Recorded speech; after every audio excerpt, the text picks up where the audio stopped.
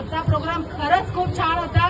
छान अँकरिंग केलेली आहे आणि रुपेशदा आणि सर्वांनी मिळून इतक्या छान पद्धतीने हे आयोजित केलेलं आहे. लेडीज असं स्वतःसाठी वेळ देतात ना, फ्रेश होतो थोडंसं आपण, पण स्वतःसाठी दिलेला वेळ असतो ना, हा देखील महत्वाचा असतो. फ्रेश होतो आपण, थोडंसं आपल्या लाईफ मध्ये चाललेल्या रुटीनच्या वेगळं जातो आणि ती खूप चांगली गोष्ट आहे. असंच महिलांसाठी चांगले चांगले प्रोग्राम तुम्ही आयोजित करत राहा आणि मी प्रत्येक प्रोग्रामला असेपर्यंत इथे येईल.